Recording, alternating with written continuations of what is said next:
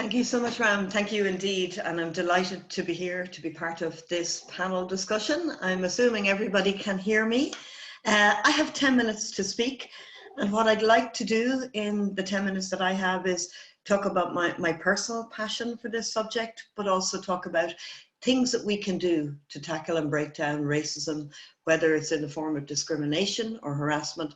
And in particular, I'm going to look at biases and barriers that get in the way of change. I'm going to start my presentation. You'll notice a photo on the right-hand side. That's my son, Joe. Joe was born in Ethiopia, and you might be wondering why he's holding up a little poster talking about change. To tell you about that, I just want to tell you for 2 or 3 minutes our own personal story. As I said, Joe was born in Ethiopia, and we live in Ireland. His biggest and most favorite superhero was Black Panther, and as we all know, he sadly died this year. And one of the quotes that we loved from Black Panther was what you see on the screen, this idea that in crisis, those who are wise build bridges and those who are foolish build barriers. And he talks about us trying to find ways to live and work as a single tribe. And Joe loves that quote, as I do. And he showed huge courage in that space, particularly in relation to inclusion and breaking down racism and bias when he was part of the cast of the movie. And one of the deal breakers for him was that the Hollywood producers wanted him to take on an English or American accent. And for him, that was a deal breaker. He said he couldn't go back to his people without having used an authentic accent. And my own son, both of us were fascinated by that. And sometimes when we look at superheroes, we can tend to think, what can I do? How can I possibly make change? I'm not a superhero. And a quote that I absolutely love from Angela Davis is in the middle of the screen. This idea that we're often conditioned to think we must be, we must accept the things we cannot change. But she talks about changing the things we can't accept. And that's what Chadwick Boseman did in that action. And I love that quote. And there's a lovely proverb, Joe and I visit Ethiopia a lot, and this idea of we may think we can't make change, but when spider webs unite, they can tie up a whole lion. We can all play a part. We can create a ripple effect for change. And that's where my picture of Joe comes into play. I was delivering and sharing a diversity conference a number of months ago. And I asked him, what kind of a question could I ask people at the end? Because everybody will be full of ideas, but they won't know what to do. So he designed this little poster for me. What's that one change that you can make? We can all make one change. To talk about that, what I'd like to do in my second slide is talk about bias and racism, the interplay between both, and what we can do individually and in organizations to create awareness, awakening, and to arise and affect change. So obviously I don't have much time to do that, so I will be going quite quickly, but we'll have plenty of time to come back to issues when we get to the discussion. So bias is normal. It's a part of the human condition. We're hardwired to be biased from early days when we lived in caves. So we often feel bad about bias, and we should remember that they are our way of processing the millions and millions of bits of information that come into us every day. If we try to process every piece of information, the 11 million bits per minute, we would not be able to function. So we use bias as a shortcut to make decisions. That's okay. The problem is that bias gets in the way of fair decision making. It excludes people. And when unconscious bias becomes conscious, then we have real problems. And then we see, for example, the effects of that, whether it's discrimination based on race, harassment based on race. And of course, there are other forms of discrimination, harassment for those who suffer with a disability, on age ground, gender, but I'm going to focus on race with the short amount of time I have. So the diagram in the middle is a way of helping us to think that bias, and indeed racism and discrimination, can occur at the individual level, the interpersonal level where we interact with others, but also there are much more systemic biases that infiltrate into decision making and can cause exclusion and racism, particularly through institutions and structures. So to bring that to life for you, I'm going to just maybe talk through a few examples of bias and what happens, how can they result in behaviors that exclude people of different race and color. At the individual level, as I said, bias is normal. So for example, affinity bias is a very common bias where we are attracted to people, or we warm to people who are like us, people who look like us, people who make us feel safe. We may not be conscious of that, but we may exclude because of that. So for example, in our interpersonal reactions, people often say, I'm not racist, I'm absolutely, or we see statements in organizations, we are an equal opportunities employer, we don't tolerate racism. But sometimes at the individual level and the interpersonal level, because of in and out group bias and affinity bias, we want to fit in. Maybe we don't speak up. Maybe we get the bystander effect. So we see somebody being excluded, or we hear comments that are wrong, that we believe to be wrong, but we don't step up because of different forms of interpersonal and individual bias. At the institutional and structural level, there are huge examples of this. Let me talk you through a few. At the institutional or organizational level, we know that bias hinders decision-making, and it hinders exclusion. Let me give you a few examples of that. Within the UK and Ireland, where I work as a HR consultant, numerous studies have shown that people with African and Asian sounding names are much less likely to get a call back when they submit a job and they have a name that sounds non-white. And there's strong evidence to show that. And we're seeing movements towards the use of blind CVs and so forth. We might think that artificial intelligence and technology are the panacea for this, but actually there are even more concerns here, because we're seeing studies, particularly in the United States, that show us that the algorithms and the data that's used to drive AI is inherently biased. So there are studies that have shown that the majority of AI technology experts are white, they're male, and research has shown that that can influence the data that goes into decision making.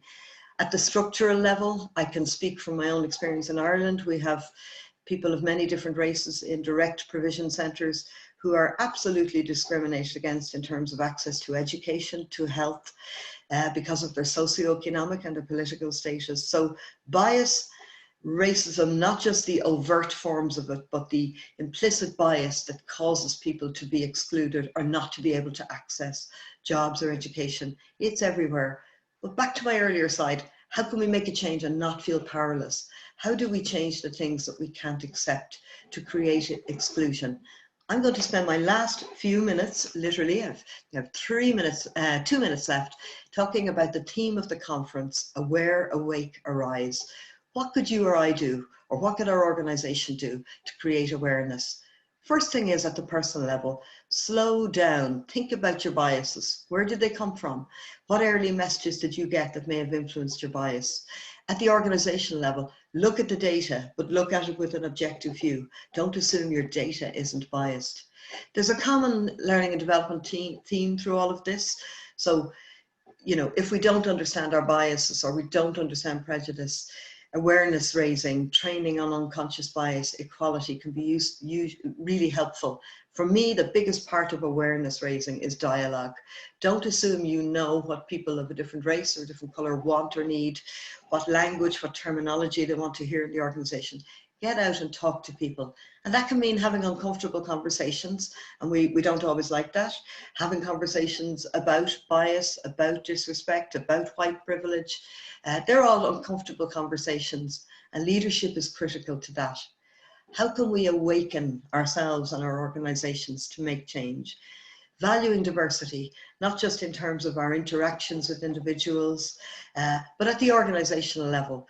Talent acquisition is a key part of HR. I'm a HR consultant, and there are things we can do to, for example, look at the decision making. What recruitment channels do we use? Are our job advertisements, our job specs, are they free from bias? How can we help individuals who are struggling with their own biases, their own barriers, through L&D, through coaching, through mentoring?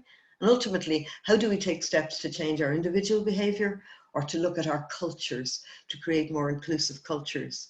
And finally, and mindful of time, How can we actually arise and affect that small ripple of change that can help to change and create social change at a wider level? Be an ally, don't be a bystander, advocate, get involved in your community. Don't be complacent in your organizations. I see many organizations who talk about, we don't tolerate racism. We are an equal opportunities employer. What's your workforce makeup like? Is it very homogenous? Are people of color represented at the top table? How can you create inclusive cultures through leadership and through continuous learning and openness to change? So there are many, many different ways that we can affect change. Ultimately as well, we can be anti-racist. Angela Davis, who I quoted earlier, has often talked about the fact that in a racist society, it's not enough to be non-racist. We have to be anti-racist. We have to try and change the things we can't accept. I'm conscious I've covered many topics in terms of conscious, unconscious bias, racism, and the different levels that both can play out at, and some small little seeds maybe, or germs of ideas to help you. But I'm very mindful of time, so I'm going to finish now. And thank you for listening to me, and I'm really looking forward to the panel discussion. Thank you, Shelley. And I do apologize to everyone for the tech issue that I experienced. And I didn't get to frame our session, which I'm so sure Shirley and Ram has done, so thank you. I want to introduce the panel to you, and I'll do that in a minute. Perhaps I'll just stop Shirley's screen and put on mine to introduce the panel to you. So I'd love to introduce Sile O'Donnell, which you just heard speak. And our next panelist is Pranav Ramanathan. I'm sure known to many of you. Tina Choi will speak third, and Elizabeth Williams. Today's topic is more around breaking the barriers and biases of discrimination. And we will deep dive into specific parts of this topic, knowing that it's quite a broad topic. We cannot cover all elements of it. But we're hoping to trigger off enough conversations where we begin to raise the question, what can we arise, and become more aware of in how we are interacting with biases, discrimination, and prejudice. And hopefully we'll leave the webinar with that little step or steps that we can take in changing our own mindset and those around us, and perhaps breaking barriers of where we once were silent into a space of what can I say or do? And I propose a space of where it was inactive for there to be some kind of active conversations, thinking, awareness, and doing, being and doing around inactivity to becoming more active. I'd also like to propose that we remain in the space even after this conversation is over, after the webinar, but we continue to remain in the space of paying attention to the biases around us, to ourselves, and how we partner with this bias in how we want to move forward. I welcome the attendees, and I thank Ram and Smita for holding this space. And I take a breath and ground myself as we explore more the topic for discussion today.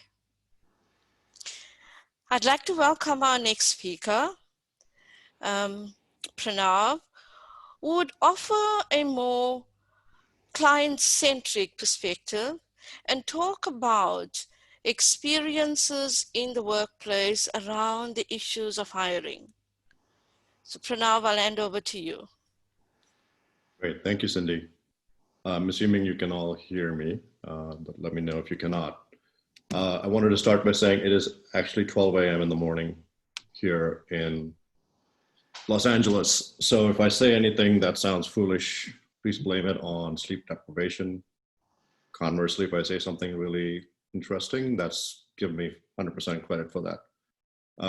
To set the context for myself, I live here in the US and have done so for the last 30 or so years, but I grew up in 3 different countries, India, Indonesia, and the US, and I travel extensively almost my entire life. Learned how to speak 7 languages. My mother was born and brought up in East Africa.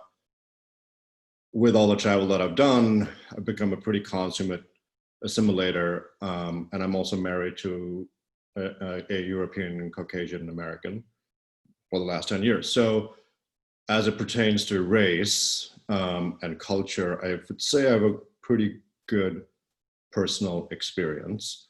And I'm not a researcher or a PhD or an HR leader, but I was hoping that I would be able to offer a US-centric perspective and talk about my own anecdotal experiences with implicit bias, racial microaggressions, and pipeline issues in hiring. So a bit of everything from the lens of both the employer and the employee. And I'm going to sort of keep in mind or be mindful of the current times we are in, especially in the United States, with a lot of racial tension, a lot of divisiveness, a political climate that is furthering a lot of it, and hopefully help others feel how someone like myself, who is in the minority as a colored American, feels on a daily basis. And it is not great. Having lived in all those different countries, I think the biggest difference for me has been how unsafe I've felt in this last few months, given everything that is going on. And I try to compare it to my experience in the past, and I have conversations of what it was like to live in other countries with my wife. And the one common denominator that keeps coming up is that I never felt like I would be attacked by anyone anywhere else in the world. Whereas even in my little bubble of Santa Monica, I often feel that I'm potentially the target of someone's ire. Potentially someone is going to walk up to me and say something. Someone is going to tell me to go back to my country. Someone is going to scream some obscenity at me. There is also, there are hyperlocal communities that are online here. There's something called Nextdoor, which is sort of an equivalent of a community-based neighbor sharing resource. And often on that site, there are people posting about how the dark-skinned man across the way is standing outside his house looking at a car. And when someone posts something like that, it's not even clear what the point of the post is. Well, a dark-skinned man, is that a race? Is that did you find them suspicious? Why do you feel the need to post that on a local community? Could that be his house? Could that be his car? None of those things matter. It's just whatever they feel at the time because they see someone that they feel is threatening, they post it. So I think to frame my own thoughts around this, my own concern around this, the fact that I don't feel comfortable walking around in a place as progressive as Los Angeles, the fact that I would probably not go to a place that is less progressive in the rest of this country. I had to attend a wedding in Branson, Missouri recently, and it probably was one of the most nerve-wracking things I could think of doing. Why should that be the case? So the evolution of my mindset, having been here since I was 18 years old and now 44, is not great. It's not the same country I entered 30 years ago. And how I am trying to deal with that is what is the perspective that I'm going to bring. And I have many, many, many anecdotes to share. So I had to actually think about how I'm going to shortlist them to make it cogent and interesting for the audience, and also productive for the audience to hear. That's all I have, Cindy.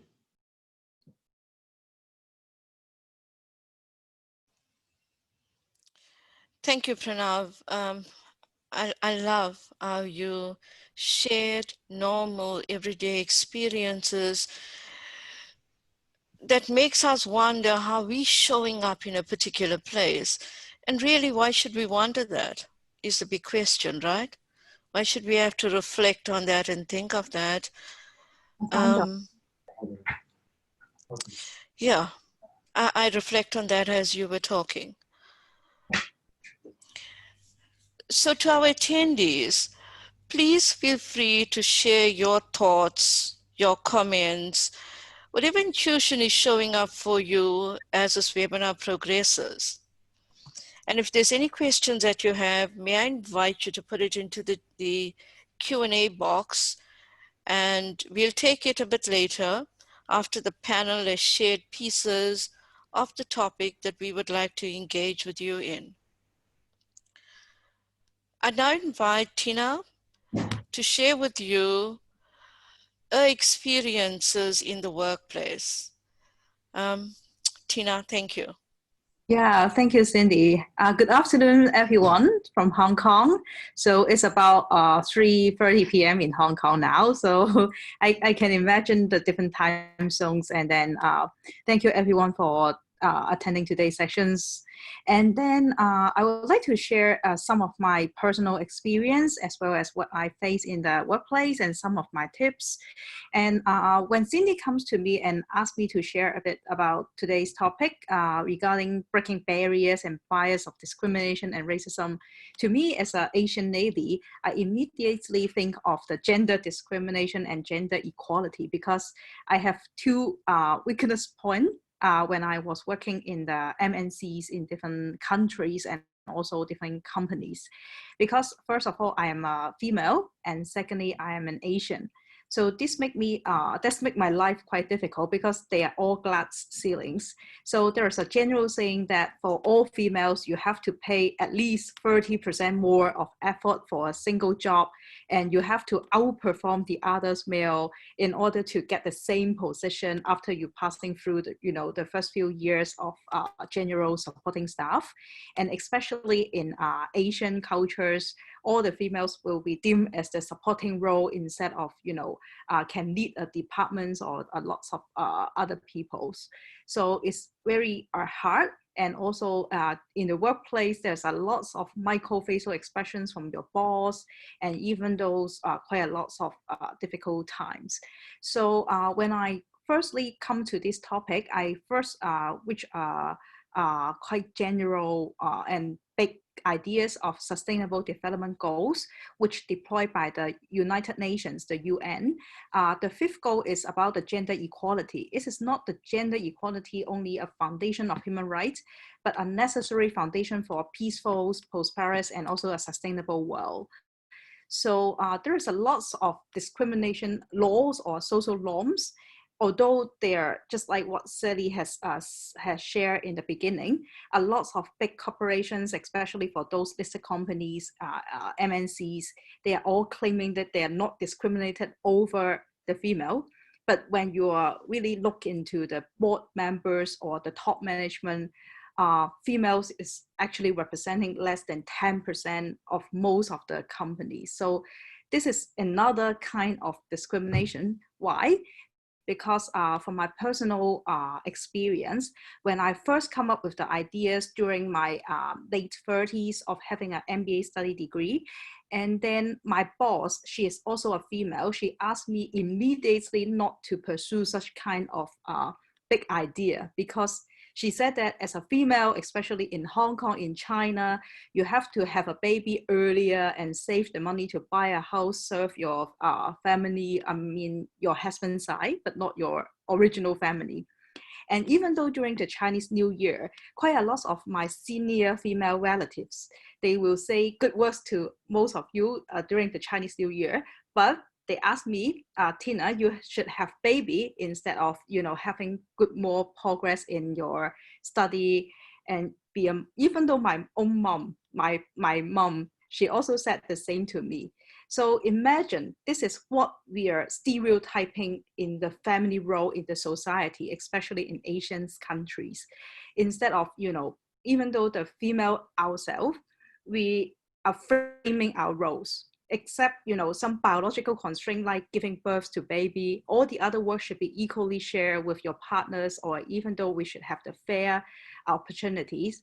But quite a lot of time, even though we are having some gender discrimination in the workplace, for example, one of my bosses previously, he will smile when all the male colleagues, they are talking, and even though no matter what they are saying, but keep saying no, challenging, or rejections when all the female colleagues are expressing our ideas. So those expressively or implicitly impressions or expressions, they are all, quite disturbing to all the females colleagues. But when we are, just complaining at the back, no one is there to speak up.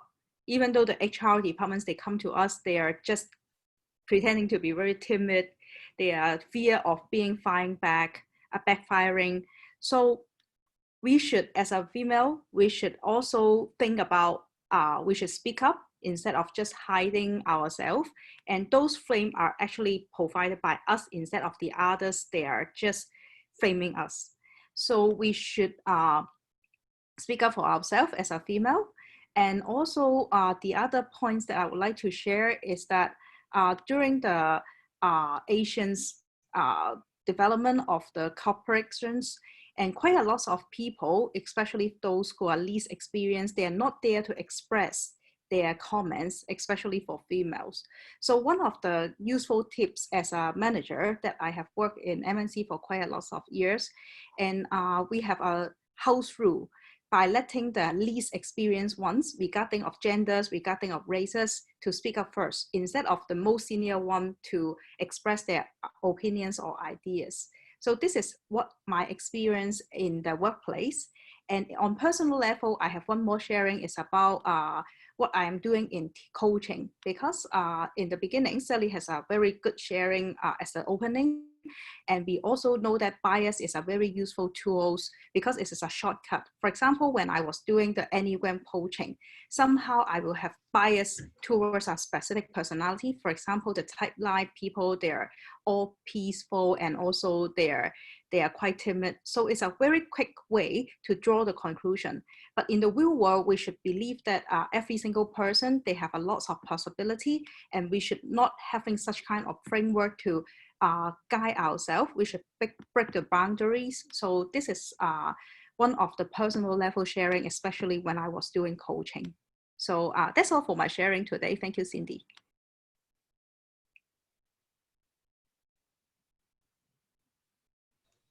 Thank you, Tina.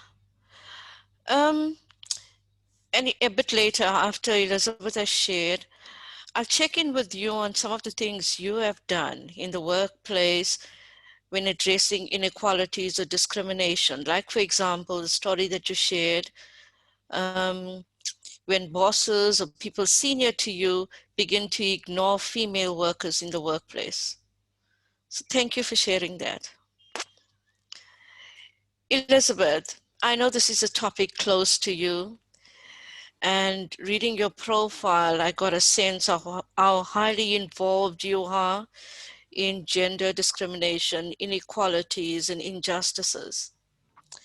Please go ahead and share.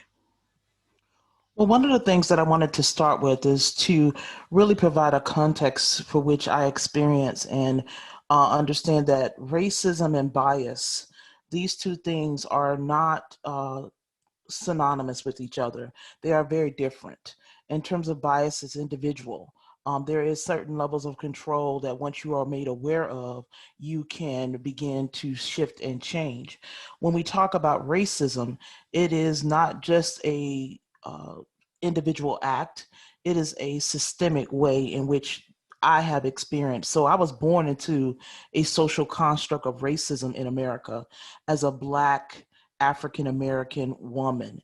And I was born into this socialization of learning that taught me who I am and who I am to be, and the roles that I must play, and the way that I operate. And it came from those who were nearest and dearest to me, but there were also external factors.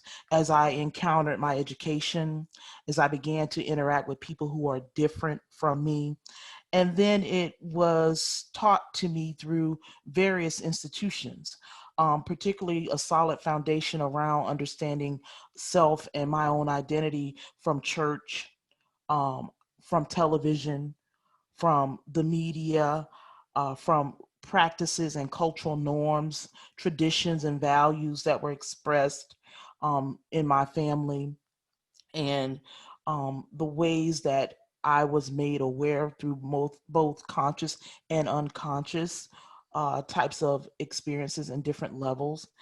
And I realized that there are reinforcements in society that sanction the way that people are treated based on race, based on gender and multiple identities.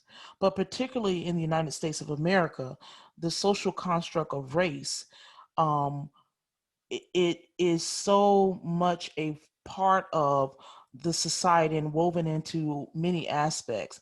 And so people who are coming into this country are immediately made aware of its impact and its existence. And I think that there are ways that people get rewarded for having negative attitudes around race. And there are certain punishments for those who want to break outside of that social construct. And it results in feelings of anger, confusion. There are insecurities. It can lead to self-hatred. People develop a lot of stress. It can have inconsistencies in messages that people get. People begin to internalize these things, and they create certain patterns of power and dominance and or superiority. And if one does nothing, it continues. It's a cycle. If one makes no waves, it continues. There's a cycle. If one promotes the status quo, racism continues and it becomes this cycle. However, as the conference acknowledges that you have to be awake, you have to be aware, you have to arise. When we awake, I think Dr. Martin Luther King best describes it in terms of saying the ultimate measure of man is not where he stands at times of comfort, but where he stands at times of challenge and inconvenience. And so in that sense, one must, and I particularly had to make a decision in my life to take actions that would break down those barriers or put me outside of that cycle. So raising consciousness does that. Interrupting patterns does that. To educate does that. To then take a stand and question assumptions and expectations breaks down that barrier. It breaks me out of that cycle. And to reframe my own way of thinking about self and who I am helps to break that cycle. A part of the work that I've done in coaching actually does that. I believe that as a coach, allowing people to do self-exploration around this particular topic and this particular subject helps people to break barriers. Because people begin to understand, they're more aware, and the actions that they take are more informed. And I feel that for me personally, racism is something that I deal with every day. And it's not by choice. But I also understand that it is something that I cannot afford to allow me to be stagnant, stifled, or to not emerge as an individual of worth and of value. The Black Lives Matter movement is an indicator that this is not just a problem that resides in the United States of America, but it is global. And I have to also understand that Black Lives Matter is a reminder to all of us around the world that all lives matter. And bias is one of these things that is learned. Because it is learned, it can be unlearned. And each individual has to take on that responsibility to make that choice, to decide to do something different that breaks the cycle that we live in.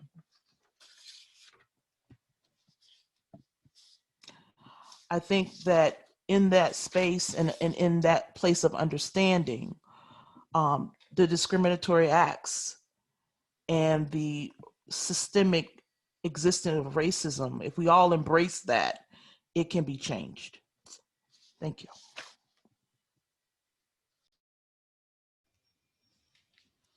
Thank you, Elizabeth. There are so many points that you made that triggered in me, you know, a whole lot of discussion points that we could have. But thank you. I'm going to pick up on a few later. To the audience or to our attendees, is there any points or any questions you want to raise at this moment? It's time now for an open discussion, and a discussion that gives you a safe space to raise whatever is on your mind around the topic. So please feel free to post your questions or raise a discussion point where we could all become a part of.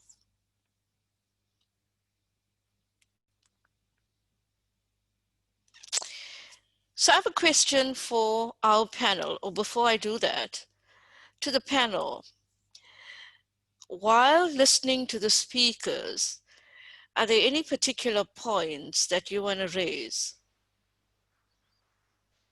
Please feel free.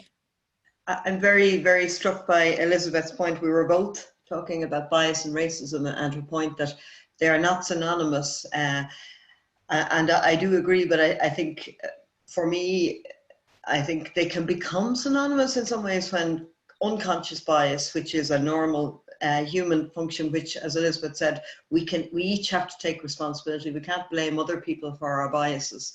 But I suppose I have certainly seen, because I do a lot of work on equality and diversity in the workplace, where some of those behaviors have become conscious. I think that's when there are risks, and I think probably, as Pranav described, that people feel unsafe. And there's a point coming through as well, which is relevant to that in the chat about, particularly in the workplace setting, for me, culture is a huge thing. And I think Tina has touched on that. People respond to the messages they hear. They see how things play out. They see how things really are. You can have wonderful values on the wall. You can tick boxes. I've been asked to come into organizations and do training when I know the training won't even touch, it won't even scratch the surface. You know, you're looking at a much deeper dive, as you said, Cindy, into what is the culture, and you're looking more at organizational development and coaching and other things that'll really, otherwise, you know, there can be a sense of, yeah, that's great. Everybody knows about the biases. We've trained everyone, great. So I do think for those more overt behaviors, we need to send out messages in cultures that there won't be any tolerance of them.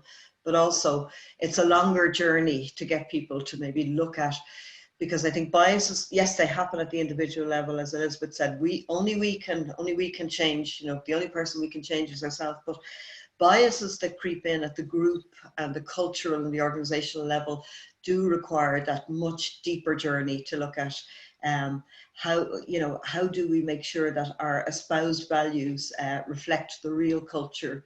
How do we have those difficult conversations with leaders? Does our leadership team even look representative? Because they're not going to think there's a problem if they're, you know, I'll be really blunt. I have gone into organizations where they want training on unconscious bias and diversity, and I'm looking at 6, 7 white middle-aged men who are saying we want to develop diversity. So I'm thinking, well, you've got to start with your own leadership team. You know, you're sending out a visible message that to get on in this organization, there's a certain type or certain culture. So, sorry, Cindy, I could talk all day, and I probably brought up too many points, but hopefully captured some of the themes that I'm hearing in the chat. And back to your question. Thanks, Cindy. Cindy, may I add a little bit to that? Yeah, please go ahead, Pranav. Yeah, go ahead. So, it's something that Elizabeth said about also the distinction between racism and bias. It really caught me. It's a really interesting point. And I was referencing back, Professor O'Donnell mentioned putting names on resumes. There's a famous experiment that was done some time ago in the US where HR departments were made aware of bias as a result of your name on a resume. So I wanted to share an anecdote where I actually recreated that experiment. About, let's say 10 years ago now, I just graduated from Northwestern University grad school and was applying for jobs in Chicago, and was applying mostly for client-facing jobs at agencies. And for all practical purposes, I had a pretty good resume. Good enough that I should have gotten a call back.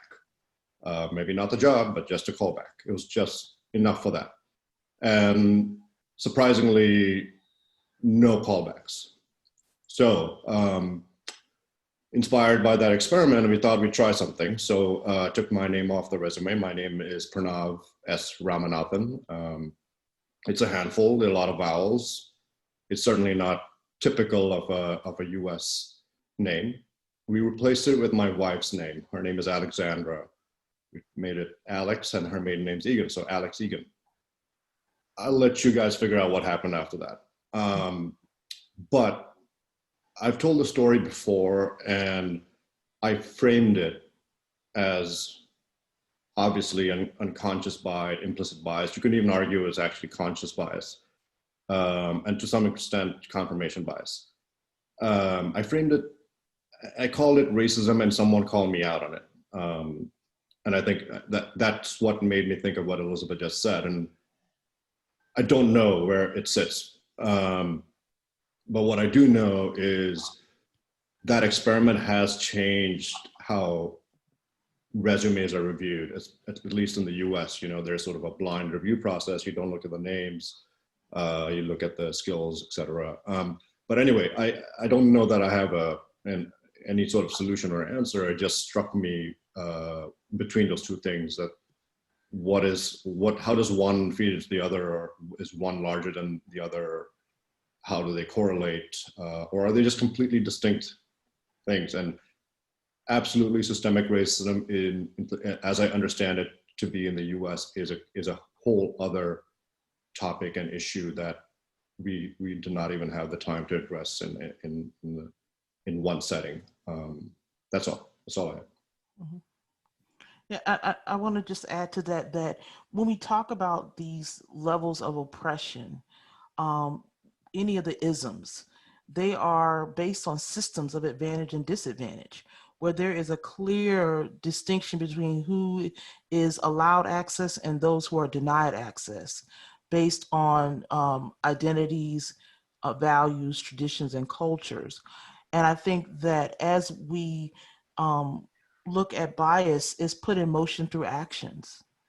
And when we look at oppression and privileges, is often not linked to anything we did or did not do.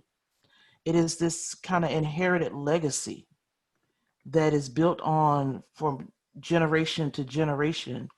And with privileges, those advantages and conferred dominance and supremacy. And when it comes to individuals who are marginalized and underrepresented, it's that inherited legacy of disadvantages. And one can begin to formulate how they value and think of themselves in different kinds of ways based on how that plays out in their individual lives. So I think it's really important to put that out there as a framework for understanding how people are living these experiences and learning them. Yeah, I actually have some similar experience during the interview. So when I was in my early 30s, I actually have an interview in Hong Kong and then for a European company. So I thought that it will be more equal compared with the traditional Asian culture. So when I was having the interviews, actually the interviewers asked me directly, although there is law protecting, some gender discrimination in Hong Kong, so we are comparatively more developed city. However, the interviewer, he is a male, and he asked me directly, Tina, will you have any plan to give birth to any babies? If yes, so I'm sorry, I cannot give you the post because you will have your maternity leave for a few months, and then I cannot afford any, 1 day for your maternity leave. So actually some of those bias or discrimination, people are having some taboo not to say it out, but during some cultures, especially in Chinese culture, I would say, they would just ask you explicitly during the interview. So we getting some comments in the chat box and then from the floor about what we have to do. I think we should have to be confident enough and determined enough. So I immediately point out to that gentleman by saying that if you're having such kind of bias or discrimination, I'm sorry, maybe our interview should stop here because you did not deserve any good talents, especially you exclude females from your interviews. Yeah, so that's why I stopped the interviews, and I also called the agency by telling him that I will cease the interview from that point onwards because I think I deserve better workplace. I don't think a female should give up her right to give birth, although finally I don't have any children as of this moment, but we should be confident enough and strong enough to say no to such kind of, invisible bullying, especially during interviews, or if you are having any such kind of similar experience during the workplace. I'm always the whistleblower, and I'm the strongest one to against such kind of things. And about what I can do as a leader in the multinational companies to prevent such kind of discrimination and bias, I always work hand in hand with my HR departments.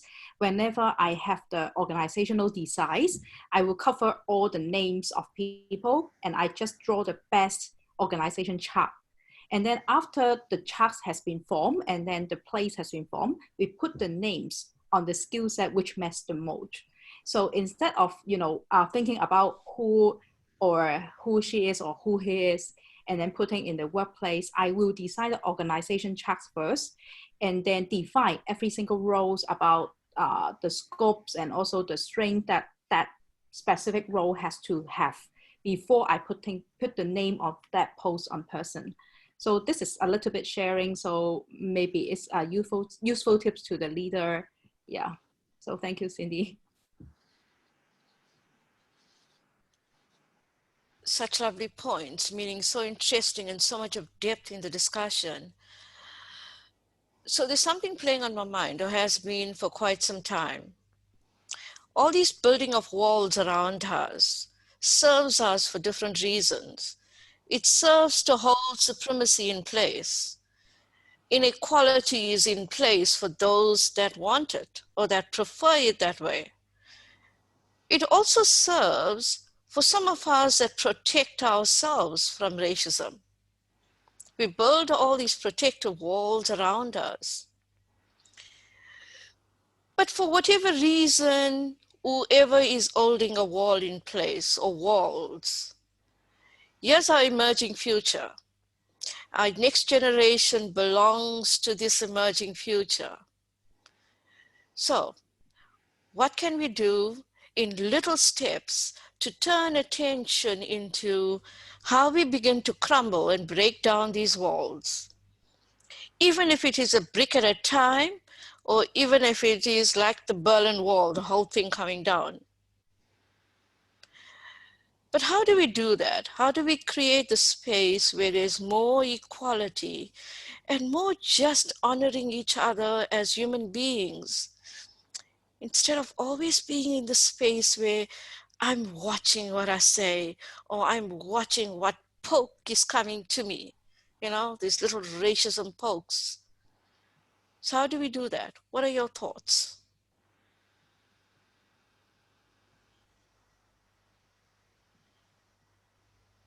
I think the word, something that I have certainly found, Cindy, is that word used about respect, respect for another human being. And that doesn't come easily either. Again, I mean, I know from my own practitioner experience, I do a lot of training in dignity at work, dignity and respect at work, but it's a little bit like my point about equality training. Training will take you so far, but it's more how you really, I suppose, make sure that people, if respect is a value that, and you often see it written in, in a strategic plan, it's written in the wall. How do you make that a lived value, and how do you I suppose, create a safe space where people can call out others for not being respectful. So it's not up to you to pull down all the bricks. There is a piece about psychological safety in culture, and HR has a huge part to play in that, but it's not just within HR. So I think, for example, in dignity at work training, when I do it, yeah, we go through the legal, the legal framework, which prohibits bullying, harassment. In Ireland, we have 9 different grounds on which harassment and discrimination are illegal, including race, but there's gender, there's sexual orientation, there's religion, age. So I think, reminding people of what their duty of care is, but, compliance and waving a stick at people doesn't always work. It really has to be about within, for example, training, appreciating difference, understanding diversity. So, for example, and one of the quotes I really like is this idea that diversity is a fact, inclusion is a choice. So we can have suddenly in the rush to create, greater respect and more inclusive workforces. I see some organizations who start targeting underrepresented groups and recruiting them, which is fantastic. But sometimes that actually reinforces segregation because you're bringing in more people into an exclusive culture with old boys networks for white middle-aged privileged men, just to use one example, or it could be white middle-aged privileged women, but certainly there are different exclusions that apply. So I think in terms of dignity at work, it is about, that's a long journey. You want people to affect personal change rather than being told what to do, respect everybody. But I think certainly valuing diversity, I suppose there are personal things we need to look at within that, but certainly I think there are organizational things in terms of creating cultures that are very clear to people about the kind of behaviors that are, I suppose, that are welcomed, that are required to be an inclusive organization, and the kind of behaviors then the more the compliance side, which is the behaviors that won't be tolerated. So HR, I think, have to act as guardians, but also get out of the way of people who maybe need coaching, difficult conversations, mentoring, other things, because maybe they have a mindset that has served them well. And we know that from culture, organizational culture. If you want to figure out the culture of an organization, look what happens when things go wrong. People revert to type, the walls come down. So I suppose it's trying to create a sustainable culture that won't just react to the next shock. Yeah. For me, when you pose that question about what can individuals do, I think that one of the first steps, and I think coaching helps this quite a bit, is to really focus on that unconditional positive regard. That if one can embrace that fully around self and others, that helps to not create this hierarchy or this level of judgment. And I think that is a critical first step. And I agree, training is not the end all be all. Training to me is the starting point, it's not the finish line. And that each person has to begin to understand individual responsibility. And then when you work in organizations and with teams and with communities and neighborhoods and whatever types of organization, you have to understand the collective responsibility. And so that it is not a one person type of way of breaking down barriers, but there is collective responsibility in doing that. And in understanding that, I think one of the most critical pieces is to be educated and to be more aware and informed on what is happening. And a big part of this also is stepping outside of one's own fear and understanding that there is something greater at stake than your fear. And when we talk about humanity and treating people with respect and dignity, it requires us to really start with that unconditional positive regard and for self and others.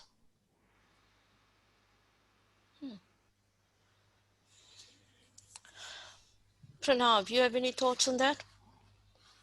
Sure. I was thinking about a couple of things. One is if an individual has embedded bias within them, I wonder if calling them out on it, trying to correct that behavior will actually result in it becoming more insidious and maybe even become more racist. Maybe the solution is not so much to correct them, but make them aware of the fact that what they're doing, that they're being biased. I think there's room for every school, high school and college curriculum to include bias and fallacy training. It is fascinating to read through those concepts and understand how much we play into them ourselves. None of us are immune to it. The other thought I had was also, a lot of these conversations are happening in my social networks these days. We read about it, the news all day, we talk about it with each other. My wife and I have spoken about it, and we give each other our unique perspectives. But understanding the history behind some of this is incredibly helpful.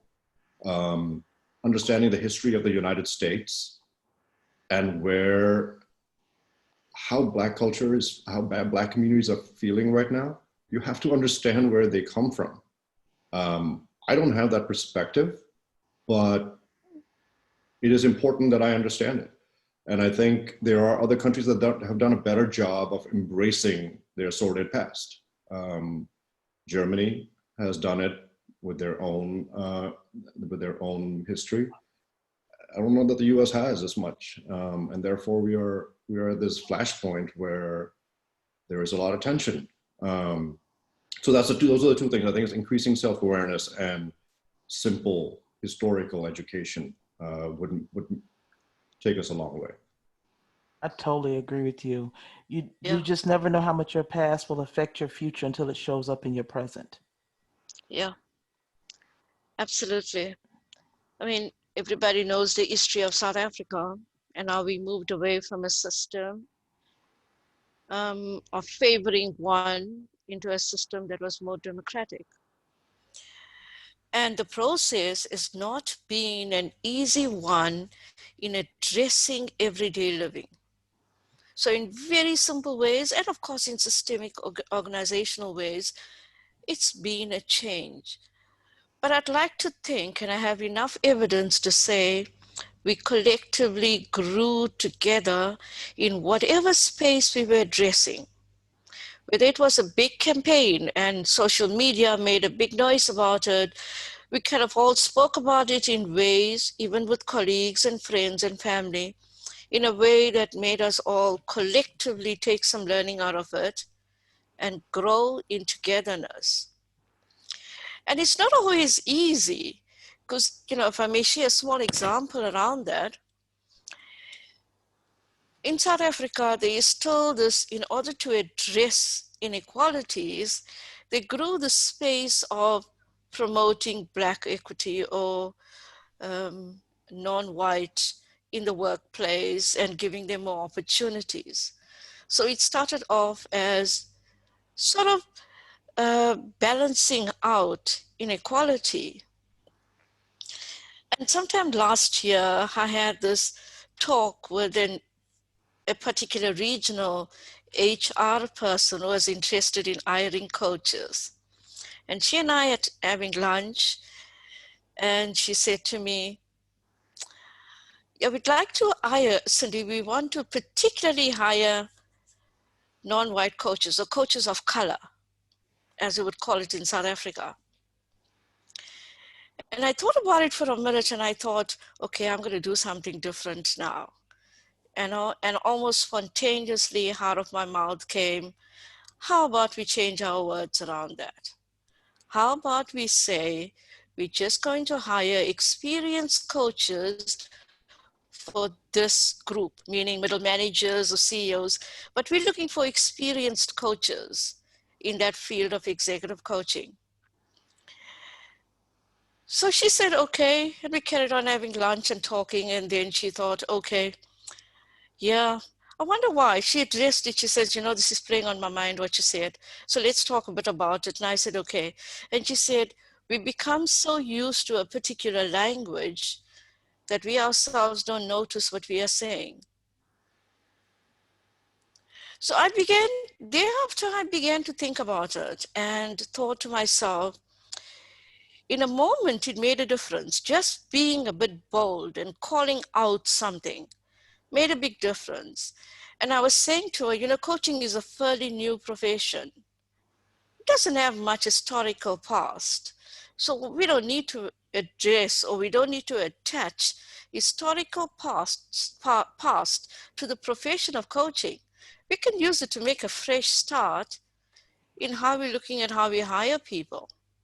So our entire language around that can change. But I began to think about it, and I found myself in a space where I was becoming bolder about addressing some things, whereas I would have been silent and said, okay. And now found myself becoming just that little bit bolder. I like using that word bolder because it also gives me a bit of confidence around it. So maybe it was a small thing over lunch, but it begins to make a difference. So I'd like to hear you say, especially from you, Shirley, and you spoke a bit about your son, and one of the questions on our chat box that BG raises was, she'd like to know more from your son's perspective. Thank you, Cindy. Yeah, and I'm delighted to talk about that because genuinely, I suppose, I've been working in HR for 8 years. I've always been passionate about equality and diversity, but I adopted Joe 10 years ago in Ethiopia. And, sometimes through the eyes of a child, things are simpler, but, I think as lots of speakers have said, we all have our history of our biases, our baggage. And yeah, I mean, he has mainly had very positive experiences. He's a very, he's a really popular, talented guy, great athlete. We get, he gets the kind of well-meaning, and look, they don't bother him comments about, oh, you're Ethiopian, you're going to be a great athlete. Oh, all you Ethiopian people are really tall. You get those comments, but I suppose we have had direct experiences of racism. We had an example about a year ago where he was in a children's play area. Now he's 11 and he's 5'6". He's very tall, but I wasn't there at the time. The little girl of possibly 6 who was white came over to him and said, you can't come in here to bounce. You're not allowed in the bouncing area because you're black. Now, what was amazing was his best friend, who's white, saw this, heard this, was really angry on his behalf and ran over to the manager, to his mother. The little girl was gone. It didn't, I chatted to Joe. I was kind of saying, how do you feel about that? He was more talking about how his friend had come in and jumped in to help him, which I thought was really interesting. But what really saddened me about it, I suppose, was how does a 6-year-old child in this world that we live in come out with something like that? Why would a 6-year-old girl spot his color and kind of go, well, you're not allowed in here? I mean, very easy to get down about that. Personally, I was angry. I was kind of feeling, God, you really think we've come a long way? We haven't. For him, he didn't seem to internalize it, but he certainly, I think, by seeing his friend, who's white, step in and go, hey, that's not allowed, he knows that. And we've had other issues, say, out, in community settings, where Joe knows that certain things are not all right. To either tell somebody else if he doesn't feel like he wants to retaliate with somebody. Because like Elizabeth said, in Ireland as well, while we don't have the extreme problems, I suppose, maybe of racism are not as evident in Ireland as the US. There is a lot. And I think Pranav mentioned social media. I get terrible abuse on Twitter for calling out people for making horrific comments. But back to my son, it's interesting as well in terms of identity. He very much describes himself as Irish. He's very proud to be Irish, but he's equally proud of his Ethiopian culture. I have certainly tried to get him to see they're both fantastic. You've got this lovely history from both. But certainly I have learned through him and through his eyes. And I like Pranav's idea about calling, this idea of calling in maybe rather than calling out. But I think there are times when you have to, and we have had issues in earlier years where I've had to blatantly call somebody out for making a racist comment. And obviously I'm an adult. I have the courage to do that. And I don't have that fear that Elizabeth stepped out of, but I do want to give Joe, as he goes through life, the skills to know when to speak up and how to speak up, because he's a really easygoing kid and things go over his head, you know. So I don't want him to look at the whole world in a negative way, but I want him to have that confidence to be able to speak out.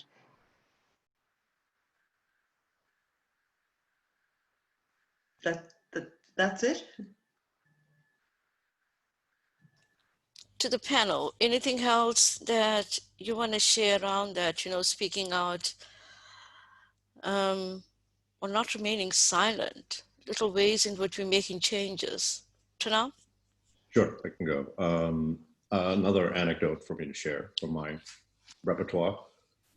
We were in the process of selling our home in Chicago about 8 years ago, and we had a broker come in pitching us her services, and she went through the process, looking at the house, making suggestions here and there, and towards the end of it sort of went okay. The conversation was fine, her suggestions were decent. Towards the end of her visit, she noticed that there were a lot of family pictures on the wall. And I don't know if I framed this correctly, but the idea was that she would help us sell our home to prospective buyers. And she sort of made the offhand comment that we should probably take all the pictures down with me in it. At the time, it was just me and my wife, no kids. And the reason she said that, she decided to qualify her request. It's because she didn't want prospective homeowners, buyers, to think that the house smelled like curry. So the question you stated was, Cindy, was how do you respond to that? At the time, we didn't respond. I was so shocked and taken aback. We're talking 2012 in Chicago in the United States. So I sort of walked away from the meeting and went into my room. Alex, my wife, finished up the conversation, walked the woman out the door, and she came over to me and she said, "I'm so sorry." And we sat down and talked about it for a little bit. And I don't know what we're supposed to do here. That was not, someone came into our house and made such a stupid comment. And I don't know how, I mean, there are many different folks in this audience from different countries, so I don't even know how that might be perceived in other places, but in the US especially, to say something like that is, I would say, pretty much a racist comment. It's not even a microaggression, it's racism. And we can go down the path of hypothesizing about other cultures and what foods their homes might smell like, right? It's just a ridiculous thing to say.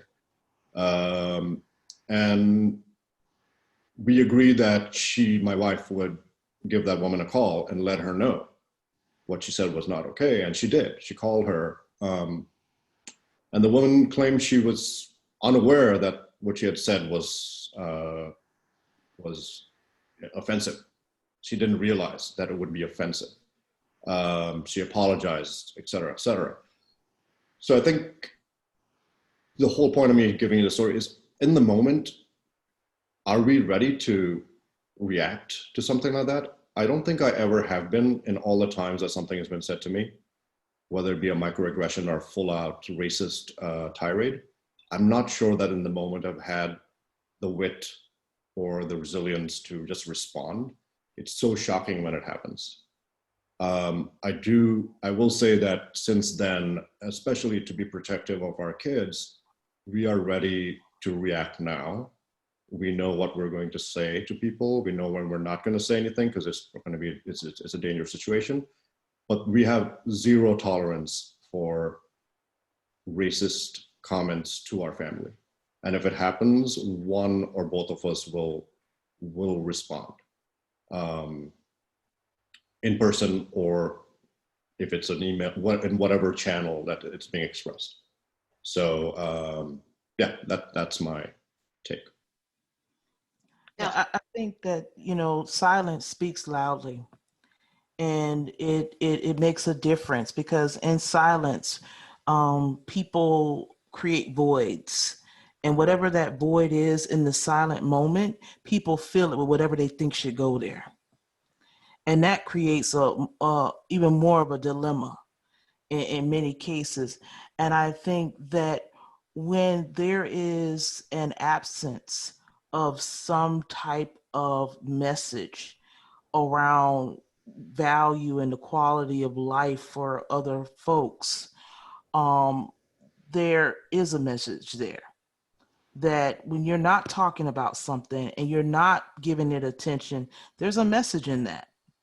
So there's a message in the ignorance of that comment and statement that she made, that, when you don't have lessons taught around those types of things, people get a message that it's okay, or it didn't matter. And I think a big part of our responsibility when we really want to create change is to challenge with care. And it is to challenge those things in a way that you take care of self, and you take care of those you love and those who are nearest and dearest to you, but the challenge is made, and you don't allow it to just go uninterrupted, in a sense. I think those are very important as we move forward and try to break down barriers and not create walls that keep people from being their best self. Tina, you on the screen, go ahead. Yeah. So I do agree with all the panelists, and I think speak up is the most powerful tools, because silent disagreement sometimes, especially in my society, it doesn't work at all. I remember I have a racist experience when I was you can't imagine, when I was in London. So when I took the underground from Marble Arch and then to somewhere else, and then I was queuing up. And, in Hong Kong, we are much sophisticated. We have the auto pass machine, so we don't have to buy the ticket from the machine. But when I was in UK, I really don't know how to put the coins in the vending machine and then to buy the ticket. And then somehow I am queuing up, and then suddenly I was stopped by a staff, and then asked me to queue up again and again and again, and I don't know why. And when I asked for help, and then he said that you are Chinese, so you just select the Chinese language. But to be frankly speaking, my Chinese is even worse than my English, because in Hong Kong we study in English education system. So at that moment I feel strong racist, and then I just call up his manager and then stand up there for almost an hour and then try to speak up on behalf of all the Chinese looking faces people, because this is a lesson which I have learned, because if I don't speak on behalf of the others, for those who really doesn't know how to speak in English, if they are encountered the same or similar things, no one will speak on behalf of them as well. So this is the lesson I have learned, and I remember, and I brought back to my workplace. And then when I was facing the gender discrimination in the workplace, and then I talked to my fellow female colleagues and share such a case with them, and ask if you really want to be an accomplice to those who are accepting such kind of discrimination over us, or you just keep silent. Yeah, so if you don't speak up, you are just the accomplice. So this is how the case that I share with my colleagues, and they finally join my hands and then speak up to the HR department. And finally, we brought up to the management level and make them aware of it. Because just like a lot of people have shared, those who are exerting such kind of bullying, they don't feel that they are discriminating over us.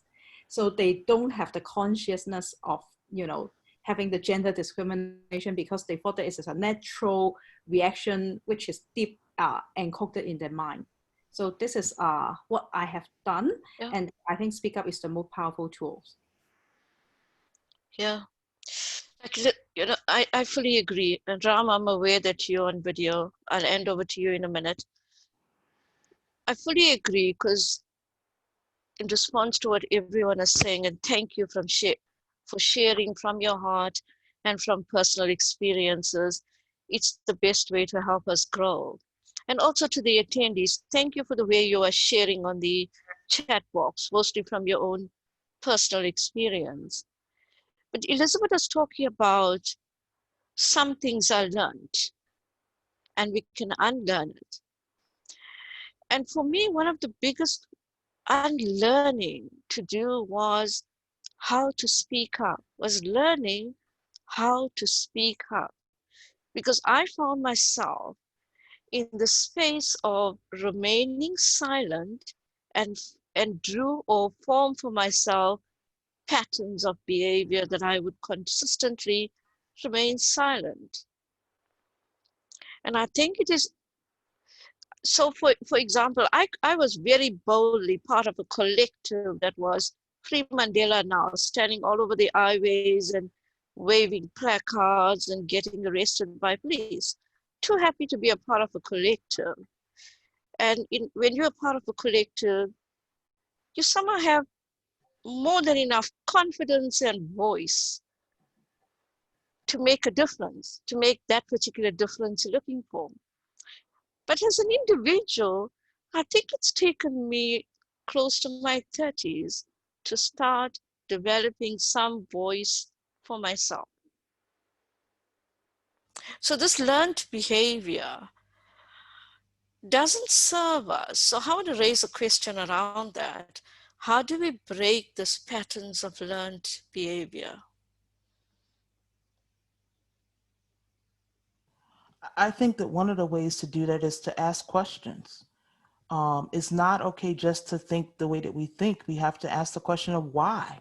Why do I think the way that I think? And I think that begins to open up new ways of thinking, or allowing you to let go of old ways of thinking that don't serve you. And that unlearning is so important, and one of the most difficult places to reside in, because to encounter a lifetime of lessons and say, wait a minute, that was the wrong lesson. And I've been operating and that hasn't served me well. And to encounter that and reconcile with that is challenging. And I think it takes courage, it takes boldness, and it takes humility to do that. Because in that time and space, to challenge those messages that often come from those who are nearest and dearest to us, is not easy. And it's only made easier through a commitment to unlearn. It's a lovely word, Elizabeth, courage. Yeah. Any of the panelists want to respond to that? I think that they're very powerful points that Elizabeth is making, I think, about unlearning behaviors. Look, and very often people hold on to biases as in, it's always served me well, so why do I need to change? So it is asking some of those probing questions. What impact do your biases have on others? Where do the biases come from? I think as well, I love those words about courage, being bold and being having that humility. But I also think an important word is to listen and to create in the workplace, because that's where, as a HR consultant, that's where all of my change work is, creating, I suppose, psychological safety and space that people feel if I speak up, or if I tell my story, or if I talk about what makes me different and what's different about me to you, that people are genuinely listening. And I agree with Elizabeth, you know, training will take people so far, but it's really just that awareness piece. But I think if we want to get into the awakening and arising, let me give you an example in case what I'm saying sounds abstract. I was brought into a company about 2 years ago they wanted to develop a diversity and inclusion program. Very committed to it, but they had 2 days. They wanted to deliver lots of training. So everybody got training on equality, diversity, bit on bias. And when I reflected on everything they told me, I went back to them to say, if you want to spend 2 days on this, rather than spending those 2 days churning people through, ticking the box and saying, that's it, yay, we've had 100 people trained now, would you not use that time for bigger large conversations in the workplace. So how that worked out, they agreed with that it was a longer journey. Training would only start to create the awareness. So typically we'd about 50 people in a room, in a circle. And my opening question to them was, you know, apart from describe yourself, was tell us something different about yourself that we don't know, or people in the room don't know. It was incredible what came out. But what was really incredible was everyone from the CEO down kind of looking at people differently and kind of thinking, I never knew that, or, you know, it just opened up conversations. Because we do, the other problem with biases is we make assumptions about people. We put them in a box. You're Asian, you're Irish, you have a disability. We label people, and sometimes that doesn't help because we reinforce stereotypes. So creating, yes, there's that individual piece about developing the confidence and assertiveness to speak up. But I think there are organizational things we can do in terms of, you know, don't go at this just as in tick box training. Have open conversations, have your leaders in those rooms as well, so that people start to realize it's actually safe for me to talk up. This isn't tokenism. If I speak up, people will listen. It won't be held against me. I won't be seen as somebody just, you know, banging the drum on my own perspective. So I think there's a lot that can be done to just create, I'm a huge believer in psychological safety in the workplace. Real, not just, yes, you can speak up. People will listen. Will they listen? Will they judge me? So I would certainly think culture, organization development, powerful dialogue between people is really important.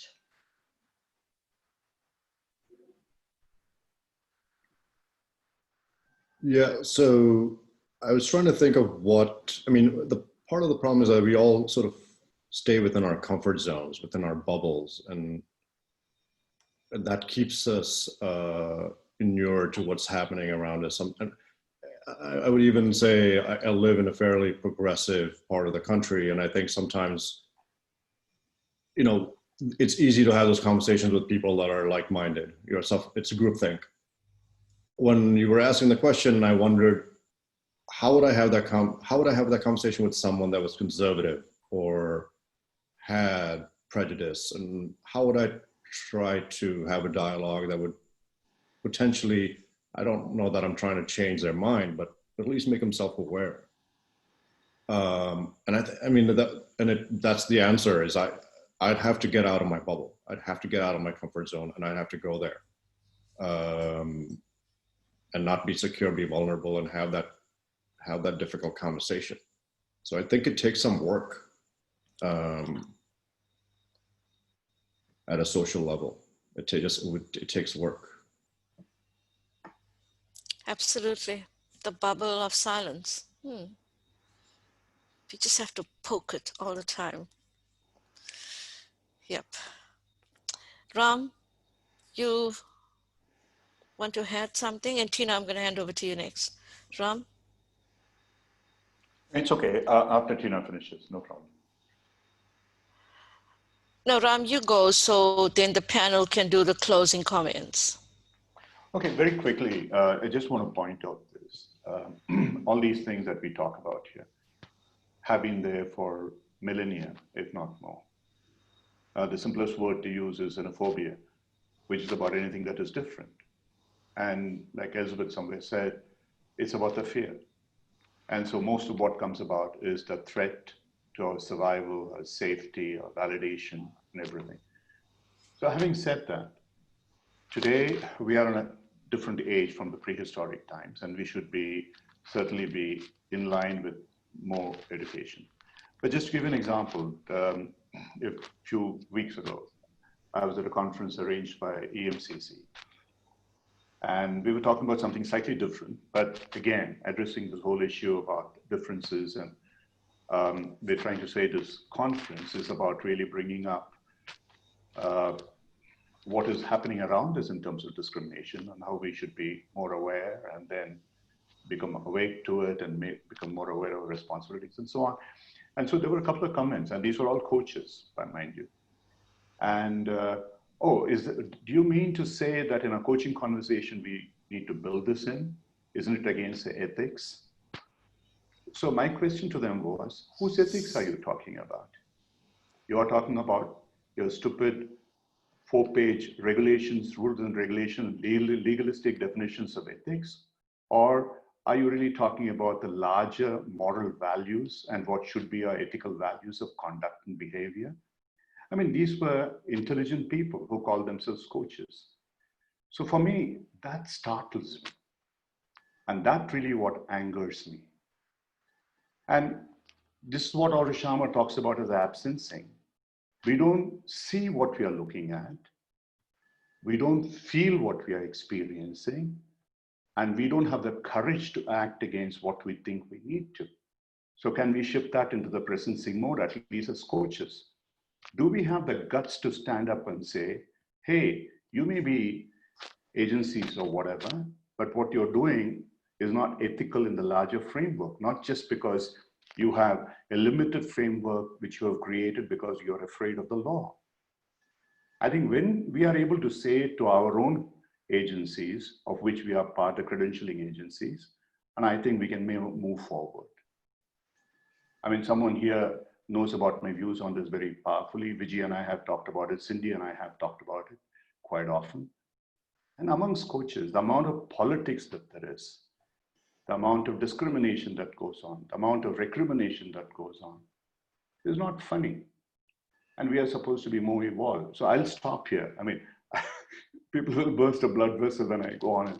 I know, Pranav, many of you obviously would, from the name, you know, he's my son. And he and his sister, when they were growing up, this whole discrimination, they started for them at a very, very early age when they went to international schools. And of course, they were in different circumstances. And he talked about curry, someone else also said here. In Singapore, I remember when I wanted to hire a pretty expensive apartment, I was told, no, we don't give it to Indians because the house will smell of curry. So, you know, it's not just the Americans who do that. The Chinese in Singapore do that as well. And I'm sure in Hong Kong, they do that as well. So how do you respond to that? Sometimes with a joke, like the early days when I used to go to UK quite often because of Unilever, that's where I worked. And the guy at the immigration testing would say, oh, you speak pretty good English. I said, so you do you. And he didn't know where to look. But then he had to let me go because he had no other option. So yeah, I guess you have to speak up, maybe not necessarily abrasively and aggressively. But anyway, I'll stop there. Okay, Yutina. I'd like to invite our panel for closing comments. Thank you, Ram. Lots of wisdom in that. Who wants to start? Shirley? My concluding comment, I think there's some fabulous comments in the chat. It would be so lovely if we had more time, but there's a point in the chat about have conversations with your family, extended family. Really good point, because I think that's really important, the conversations we can have through social media, through community, get talking. Interesting just listening to Ram there about fear, because a lot of our biases are based on fear and the need to feel safe, you know, from our early caveman or cavewomen days. So bias is a way of, you know, you go towards what you know. But I think, as Elizabeth said, if we could take one thing from today, is just slow down and interrupt our biases. Just because we have them, that doesn't mean that they're not self-determining. So slow down, think about them, look for help, have conversations. Where did they come from? What is that primal fear? It's not there anymore. So, you know, what are we afraid of? How do we move? So I think slow down, interrupt your own biases and start having conversations, for me, would be a key message from today. Thank you, Shirley. Elizabeth? I think one of the things that is coming up for me in this conversation and in this form of discussion is that we have to, in order to live without walls, we have to not allow them to be built. And if we don't participate in the building of the wall, we live without the walls and the barriers. And I think that we all have to understand our role and our responsibility in either sustaining these walls, breaking down these walls and making sure they don't exist and they're not built. Pranav? Given the moment, I would say that I'm more so than normal, very interested in the conversation around this topic. And I think hearing from Shirley, Tina, Elizabeth, Cindy, all of you has actually been really helpful for me as I think through all of this, and also the great comments on the chat box that are being passed along. I'm going to leave this on an optimistic note and say that I think the generations beyond mine, so millennial and younger, are doing a really good job of being aware. So my hope is that I carry this dialogue on with my children and that generation, and hope that they will finally make the change that we are talking about right now. Thank you. Tina? Yeah, I think the key takeaway from my side will be don't victimize ourselves. So those imaginations of fears kills us. So I always ask me and also people surrounding me about, so what? So what will it be if you speak up? So if you don't want to be the accomplice, just speak up, or please don't complain anymore. So there's a saying in Cantonese, I'd rather standing up to have congés with dignity rather than, have rise by kneeling down without dignity. So I think today is really, thank you, Cindy, and also the co-chair to organize such kinds of good events, because I feel all the supports from the world, surrounding me as well. So I'm not alone. So I think together we can break the wall brick by brick, and then I think finally we can have a better world. Yeah, thank you, everyone. Well said. Thank you, Tina, and to the panel. A special thanks to Elizabeth and Pranav, who's joining us at early hours of the morning. Thank you. And to the panelists and to our attendees, to Ram, Smita, for all the thought-provoking points that we raised today. We'll keep the conversation going in different formats, but we thank Acharya for the opportunity to contribute to Aware, Awake, and Arise. Thank you, everyone. Thank you, Cindy. Thank you, everyone. Thank you. Bye-bye. Bye, everyone. Bye-bye. Bye-bye.